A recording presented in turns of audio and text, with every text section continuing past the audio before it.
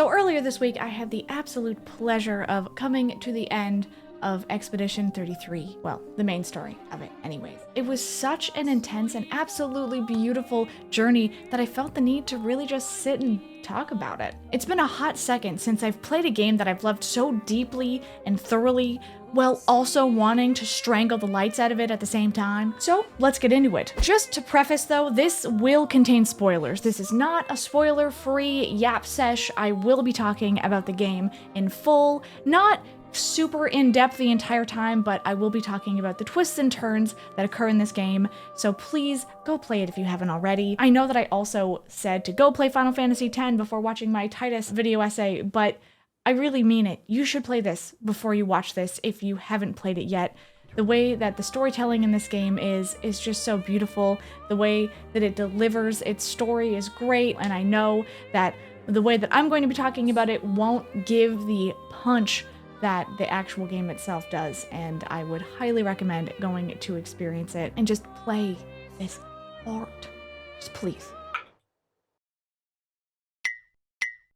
No, because what we're not going to do is have me spoil Game of the Year for myself unless you're liking, commenting, and subscribing. Super close to 40K, and if we don't hit that in 2 weeks, there's going to be some big f***ing trouble, buddy. Do you hear me? There's going to be some big I just want to start off with the gameplay. I first found out the game was turn-based and I got so excited. I very quickly learned, however, that it was turn-based, but very much more hands-on than I was expecting. Yeah, I might actually just turn off QTEs, I'll be real. Let me just be a gamer without them. Look, man, I played these games for the story. My God, I am so glad you could turn off the QTEs. I did that the first day. That just didn't interest me. You know, if you like the QTEs, I've talked to people that say it makes the combat feel more rich and stuff. That's great. Love that for you, babe. I don't want it. Maybe I sacrificed some perfect damage, but hey, it really made me enjoy the game a lot more. After the QTEs, this left with the active dodging and parrying, and I have to say this is probably mostly a me thing, but it literally took me to like the end of the game in order to actually feel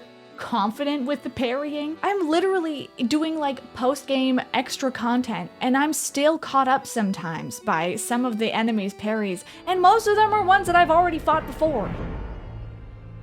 No, don't get greedy, Ashley, don't get greedy.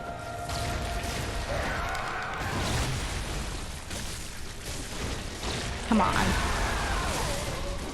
I just first tried Orphan of Kos. Everybody can eat a wiener! However, when you can just pull off a kick-ass counterattack after a series of great parries, it just feels so good that it puts a band-aid on the wounds that I have from being screwed over by the parry timing. I'm not gonna sit on it for long because it'll make me mad, but goddamn, the platforming. Stop fucking rolling! I swear I had to go to the very fucking beginning. Dude, this is no fun! Oh my God. Pain, suffering, bad, I'm gonna fucking lose my mind. Bad. Rolling when you land after just like a foot drop and then rolling off the edge after you've platformed and then having to go all the way back to the beginning. I think that cost years off my life. Anyways, let's do a little bit of some niceties, because I want to talk briefly about the music. Oh my God. One of the most brilliant, beautiful, varied soundtracks I've ever heard. God, even some of the lyrics are poetry, even if they might spoil you to hell. If you understand French, I think that's kind of funny, but it's just fantastic. The music can have you grooving the hell out, rocking the hell out, and then weeping over how beautiful it all is within the span of like 10 minutes. And it's just so well done. Oh my God. I was actually listening to it whilst writing the script for this video, and some of the emotional roller coasters I went on just with the shuffle setting was hilarious.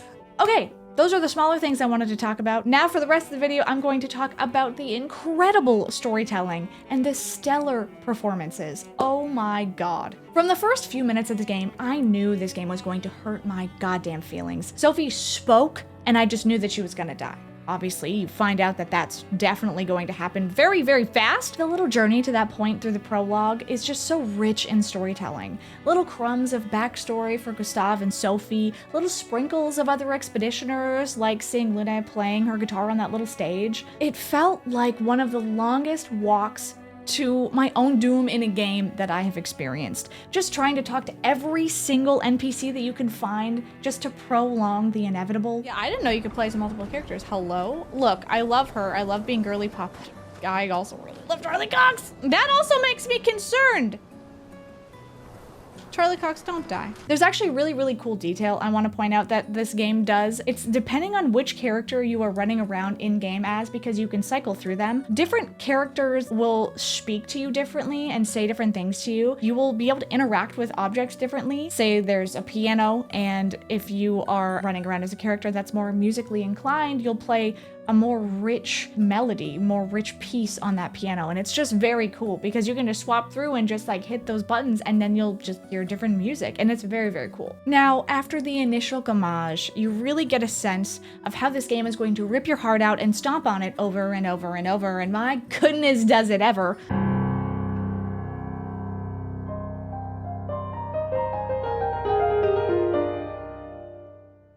The whole setup in the prologue in Acts 1 and 2 feels like the most grand, epic adventure that could possibly happen, and it's so fantastical, and this expedition has been in the making for 67 years, full of folks trekking through the continent for those who come after, paving the path for the group of expeditioners that will finally make their way to the Paintress and defeat her, ending decades of pain and suffering for the people of Lumia.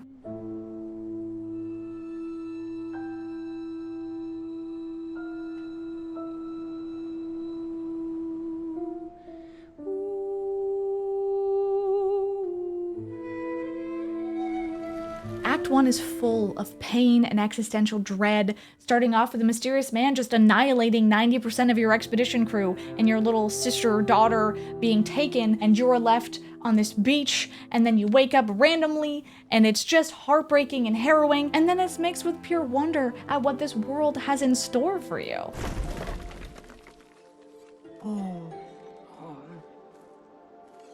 Don't worry, we don't want to hurt you, Patat. Noko sent us.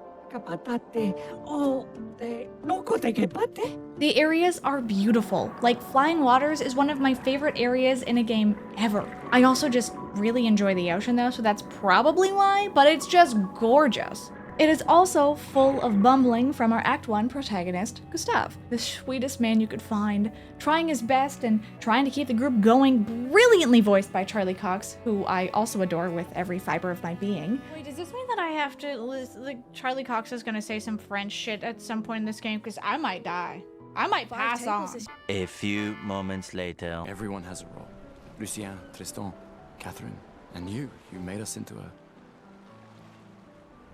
French pronunciation of these names! Charlie, you cannot do this to me, sir. Oh my god, Lucien Tristan, are you fucking serious? Oh my god! The addition also, nearer to the end of Act 1, of Esquier, who is the best boy that you could ask for, is also brilliant. Bonjour, mes amis. SK will basically provide the love and support you will absolutely need through the game, giving you the woo to your woo, if you will. A brief aside, there's also a very cool mechanic I like that acts like a collectathon of doors.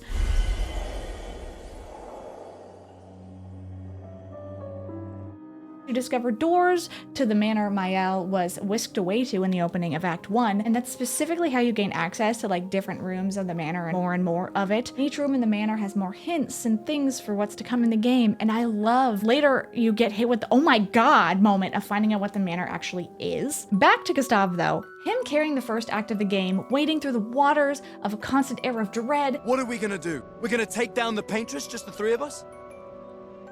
My gun and your sparks? I didn't take you for a coward.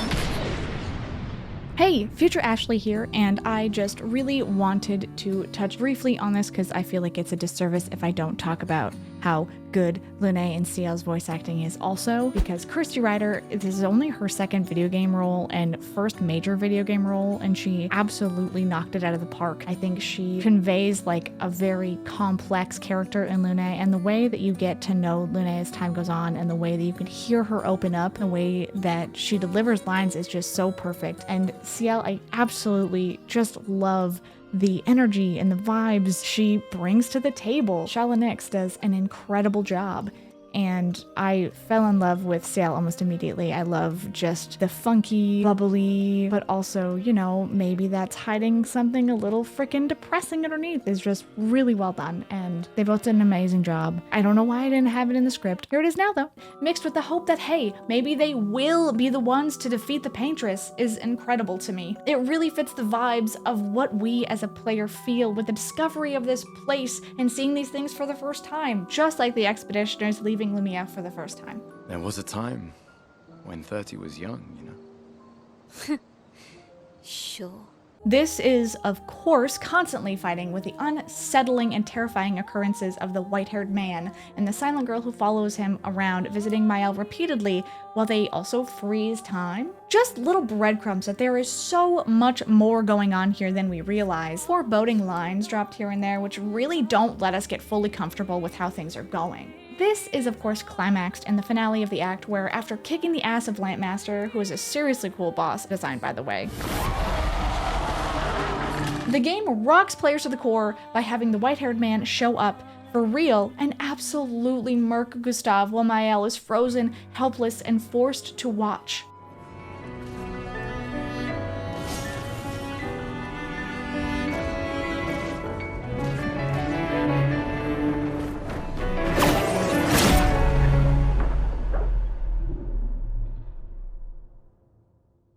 I was genuinely in shock over this, watching the entire thing play out. There's no way they're killing the protagonist, right? He'd be back, there's gotta be a way to resurrect him, come on. And then Ben Starr shows up, bringing Verso into the fray. That's when I started to let it sink in that, oh god, no, he's actually dead. And we're gonna have a new protagonist for the rest of the game. It's been a while. Oh, is this finally Ben Starr? Bro, if I can't listen to Charlie Cox say things to me, what's this all been about? She chose to come. The tears finally hit when the gang was back at camp and everyone was reacting to his demise, namely Mael. And Jennifer English does such an amazing job as Mael. She made me cry multiple times. Just stellar. No, this part's gonna hurt. See, I don't usually get upset when watching a character die in a game. It's always how everyone else reacts afterwards. I don't wanna.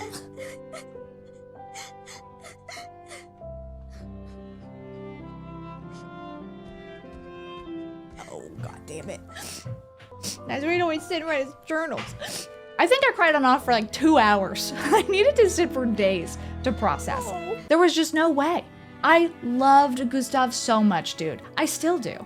And I wanted to smack the hell out of Verso in a How dare you stand where she stood? kind of way, but I just couldn't stay hating Verso for very long. He's such a well-written character. Even though he lies like a goddamn rug basically 24/7, the man is pretty open and honest with his feelings, and I don't know, seeing a dark, broody vibed protagonist in an RPG openly want a hug from another character, it defied my expectations of him so heavily, I just couldn't help but soften my cold heart to him. This big switch to Verso is where the gameplay really lets it sink in that Gustav was never really the protagonist.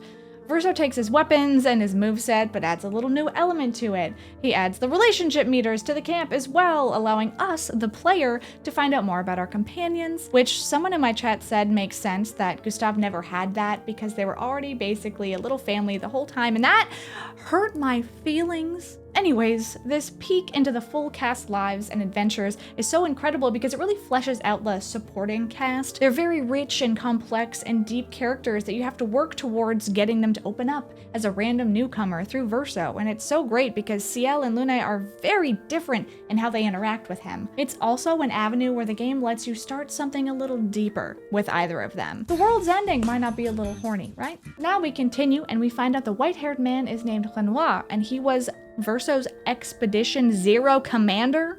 Because Verso is old as hell, and at one point, he says they simply stopped aging. Now Act 2 is where the game really starts to sail, and things just simply do be happening. We basically start out with a loving funeral for our boy Gustav, in which they twist the knife I just got over crying about, for now, and we hit the road trying to get our asses to the Paintress. After grabbing Monoko, whom I love with my whole soul, the gang sets out to Old Lumia to find the heart of the Paintress. Nobunaga is an incredible character, and the banter between he and his best friend Verso is some of my favorite buddy writing I think I've ever seen. I demand a trial by combat. Do I have to participate? Please help me. That kills me so. Please help me. Please help me. Takes me the hell out every time. Back on track though, this is where we get more of the breadcrumb storytelling, and we get hit with the characters find out something that's really wild that you, the player, don't get to find out for a time, and then it fades to black after finding out that Verso has been hiding something huge, and him being alone with Mael is not a great thing. Now, time to be then. Ha! Great! After their little section of us just wanting to find out what the hell's going on, we find ourselves back at the manor in Old Lumiere that seems awfully familiar, and get a little explosive conflict where we find out that Verso is actually Renoir's son.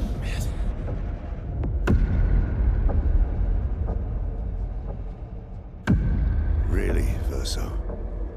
This was your plan? The overarching looming threat of the game is now the father of the character that you are being forced to play for the rest of the game. There's just layers. There's so many layers. Now, I love a game where you gotta start to second guess and pick apart everything you know and have been told. It's why I have this goddamn lore notebook, and I write down every interaction that takes place at camp because they all have some weird, interesting thing to learn. Truly, no matter how goofy the interaction may seem. It's awesome. But having to pick apart and second guess everything that Verso, the protagonist, has said really spins things on its head and makes you really look at every dialogue differently, especially ones that have already taken place, and that's super fun. Back to the manor, and that Renoir fight sucked. It sucked balls. I genuinely hated it.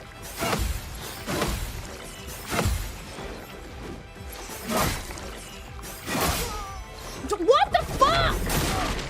Dude, I hate this shit. I hate this shit. There have been two things in this game that I have hated. Genuinely, distinctly hated. Only two. This goddamn fight and the Crimson Forest. Yeah. Have you done Crimson Forest? Fuck Crimson Forest. Yes, it hurt my eyes. I haven't finished the boss, but literally it can suck my nutties. Like, for real. It strained them so badly, I had to do eye exercises just to get through that level. But the early Act 2 Renoir fight is one of the most annoying things. He's weird as shit to parry. His RNG, maybe I'll poof your party member, maybe I won't, makes me want to rip my hair out and then set it on fire. I took like a whole week off the game just because I didn't want to have to try to fight him again. Wait, can I just do this and kill him? Oh my god! I hate this stupid guy so much. Au revoir, you old bitch! But I did it, and it was so worth it. But that fight sucked. Finding out that Renoir was basically that guy that would just keep coming back and I would have to keep fighting him over and over and over again felt like being stabbed in my soul. Oh my god. Luckily, none of his other fights are nearly as bad as the first major one there, so at least we have that, but oh my god. Next, I want to talk about the Axon levels in this game. I just love them. Like, I don't even want to sprint through this because it's just so cool. They're creepy, they're weird, they're unsettling. The first time in the game that I looked at an enemy and genuinely cringed and felt uncomfortable, the twitching, weird, eyeball-wielding enemies of Visage to the weird, mostly faceless, floating, twitching, dancing enemies of Sren, the level designs and Nevron designs were very, very good. I'm a lady who loves creepy stuff, so this hit. And the quick but huge storytelling that comes from these levels is also insane. Having Visage be called Verso at the end of the fight had me like, and then seeing the deceased families of the expeditioners at Sren and getting the absolute gut punch that was Pierre, Ciel's husband, holding a baby, I was aghast. Quickly putting some pieces together from what I had known, just little sprinkles of her backstory, it was just so good. What I really love about this game is the not spoon feeding of the reveals early on. There's a lot of hints to things before they ultimately fully get revealed, so you get the chance of feeling smart for calling things out early without having the characters immediately spell it out for you. And now, I've honestly been chomping at the bit to talk about this, but the entire end of Act 2. Defeating the Paintress felt like, hell yeah gang, we did it! Oh my god, let's go! High fives all around, handshakes all around, for about 3 seconds, if that. I was almost instantly deeply afraid and concerned. Something is very wrong, and I don't know what it is. The devs do such a good job of making the scene feel celebratory, heading back to Lumiere, while you feel this deep, sinking feeling throughout the entire cutscene that this is bad. Something is wrong. I literally said, oh God, everyone is about to die, a couple minutes before it happened because it just felt off. But having Verso read the letter from Alicia and having the words slowly sink in and have you clue into the fact that, yeah, this was actually a really bad thing for everyone here. Uh-oh. Moments before the monolith explodes with a fierce gamage that wipes out everyone but Verso. Oh no! Stop! Oh my god, no, I'm jumping off a cliff, I'm jumping off a cliff, I'm jumping off a cliff, I'm jumping off a cliff. Oh, I'm gonna vomit on myself. Keep getting new fucking Oh, I'm gonna vomit on myself. Guys, oh, there ain't no world. She's a girl. I remember sitting slack-jawed as I got hit with the epilogue, Alicia. Pausing every 3 seconds just to yell and theorize and scream. Being in the real manor, trying to leave and seeing that they're actually in Paris. Seeing all the areas and Nevrons painted in the house. Eskie, Monoko, and Noko being dogs. It was punch after punch, and I just sat there losing my goddamn mind for like 4 solid hours, I swear. And then, the canvas. I have not been shaken by a reveal in a game like that since Final Fantasy X, I think. It's very rare that a game can hit you with the, oh, by the way, everything is a lie and it's not real, lol, and have it stick the landing so well. But once you get hit with it, so much of the game makes sense. And it breaks your goddamn heart. From that second on, I had the deepest, sinking feeling that this game was going to end so painfully. Because there's no way to end a story like this without people being hurt. That's why that twist hit so well, is because it didn't feel like a cop-out. It just added so much more weight to everything. Finding out Verso's soul is trapped in the canvas, and the Verso we know is just a painted version by a mother trapped in grief, burying her mourning in the last bit of her son that she had left, creating a painted version of her whole family to be able to still have them with her in this escapist world that she had taken over, that both Aline and Renoir have taken over and butchered with their fighting, truly destroying so much of the world that their son lovingly built. It's honestly just heartbreaking that this eternal grief made Aline do the ultimate generations challenge of the Sims, but these Sims had full consciousness, thoughts, feelings, families. These people who very quickly had their entire world shattered and were forced to lose so many people they love and live an existence with so much pain, including her own daughter who went into the canvas to try to help. She painted over her, and she started a new existence in that canvas as Mael. This game is full of such intense nuance and topics in regards to what is even right that I simply have to shrug at so much of it and say, dude, it all sucks. It really just all sucks. This whole situation fucking sucks, okay? The entirety of Act 3 is basically just get beefed up and go fight Renoir and kick his ass out of the canvas. So that's what we do. We necromance old expeditioners because Mael is Alicia and Alicia is a paintress. We can control some crazy shit, but we fight Renoir and it's just all sad. It's sad the whole time. I just feel bad for him. I feel bad for everyone. But once you beat him, he relents and tells Mael that he hopes she finds peace after she promises to come out of the canvas soon. It's a lie, and everyone knows it. Then we see a portal that Verso enters, and it's to the soul of the painting. Verso's soul. The small part of Verso's soul is trapped here, painting forever. Painted Verso cannot die. Aline made it so. She can't bear to lose any more of her family, which dooms him to live eternal torment, losing anyone he loves in the painting while knowing full well that he isn't the real Verso. He could never leave the painting and go back home. All the people that have experienced the real Verso in this painting also know that he's not the real Verso, and it's just heartbreaking. His family he has isn't real either. They're also painted versions of his father and sisters, even though he loves them all the same. And Renoir, the real Renoir, who was trapped beneath the monolith until Aline was removed from the canvas, is painted as the bad guy the whole game. And while the way he goes about what he does is harsh and blunt, I understand why he does what he does. His wife is letting herself get so lost in her grief and escapism, she's literally killing herself. We see that staying in the canvas is bad for your health, as we see both Aline and Renoir coughing a lot. Aline more so than him. Andy Serkis did just a fantastic job as Renoir, by the way. I know it was a challenge, as the mocap had already been done for Renoir when he did all the lines, and he had to make his performance match pre-existing movement, but oh my god, he knocked it out of the park. Renoir just wants his family back, to have them grieve properly together.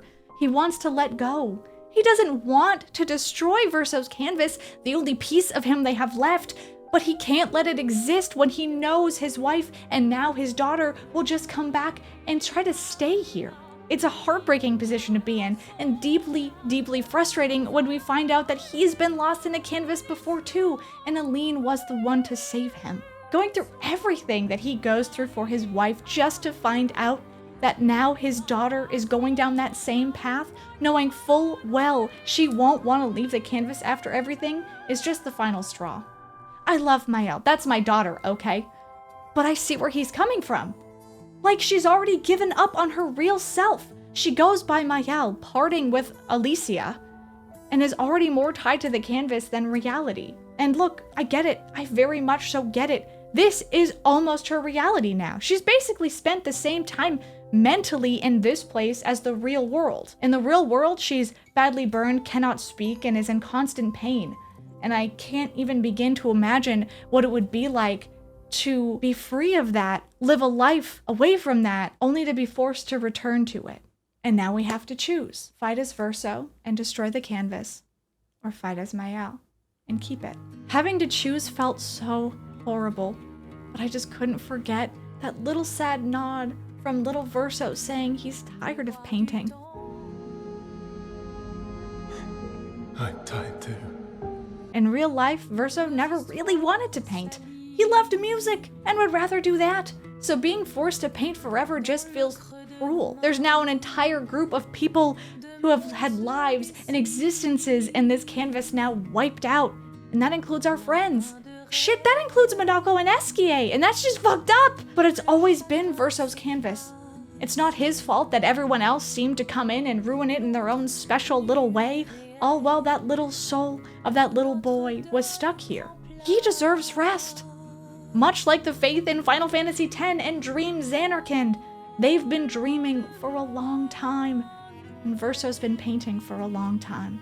I picked Verso in my playthrough, and my god, Ben Starr, you are going to catch these motherfucking hands, because it's okay, you're okay, as he held Maëlle while she faded away. Good lord! Having to watch our friends one by one fade away, having one last hug with Monoko and Esquier as they faded off. Why not just stab me? It would hurt less! But it's the way it should be, sadly. Letting Maëlle move on, which I felt was heavily symbolized in the final scene as the gang stood in the road to the manor in front of her, fading away with a smile and a wave, opening a new path forward for her.